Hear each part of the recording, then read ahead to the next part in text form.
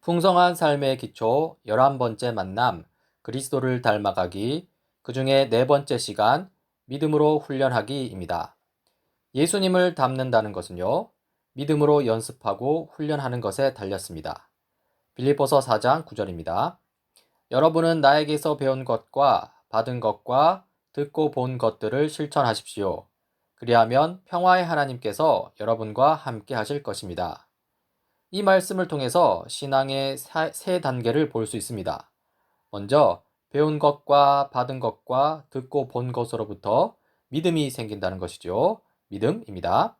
다음으로 믿음으로 배우고 받고 듣고 본 것을 실천하는 것입니다. 실천, 순종입니다. 마지막으로 하나님의 평화를 누린다는 것입니다.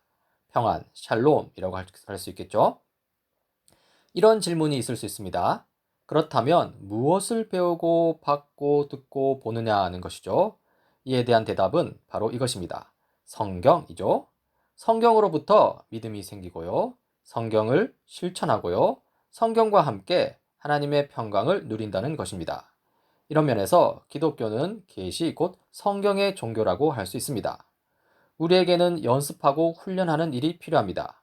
우리가 성경으로부터 하나님의 뜻을 알았다면 성경 그대로 행할 뿐만 아니라 그것이 제2의 천성이 될 때까지 반복해서 훈련해야 합니다. 다음으로 디모데전서 4장 7절입니다. 조속하고 헛된 꾸며낸 이야기들을 물리치십시오. 경건함에 이르도록 몸을 훈련하십시오. 이 말씀 속에서 우리는 신앙생활에 서로 다른 두 가지 요소들을 볼 수 있는데요. 먼저 조속하고 헛된 꾸며낸 이야기들을 물리치는 것이죠. 즉 우상 숭배를 배격하는 것입니다. 그리고 경건함에 이르도록 몸을 훈련하는 것이죠. 즉 하나님 섬김을 훈련하는 것입니다. 우리의 몸은 예수를 알기 전에 우리를 지배하였던 육신의 정욕에 익숙해져 있습니다.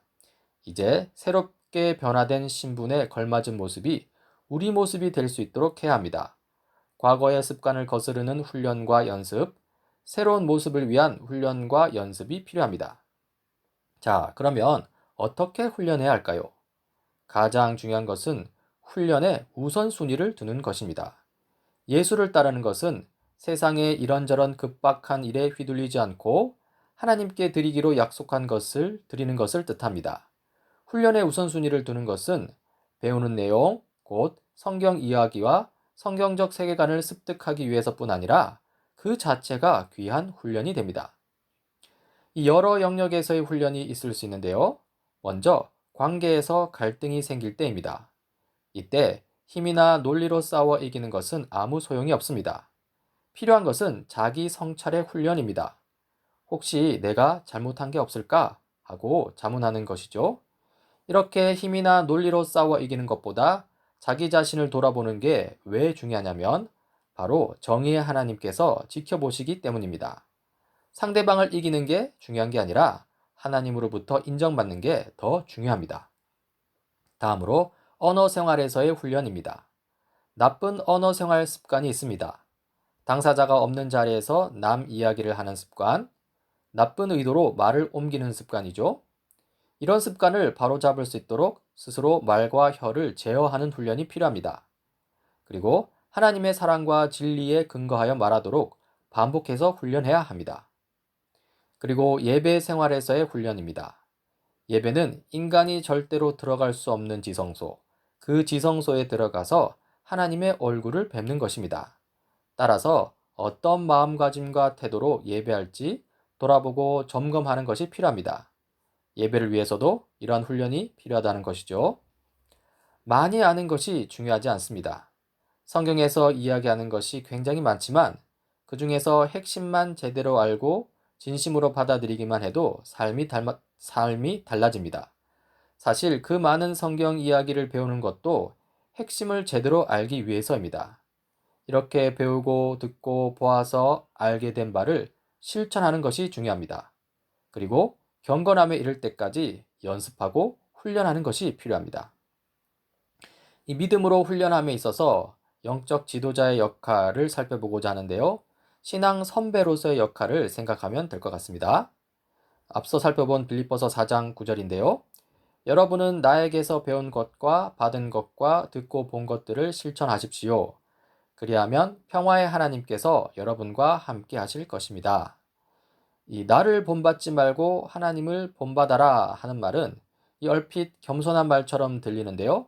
성경에 따르면 그렇지 않은 것 같습니다.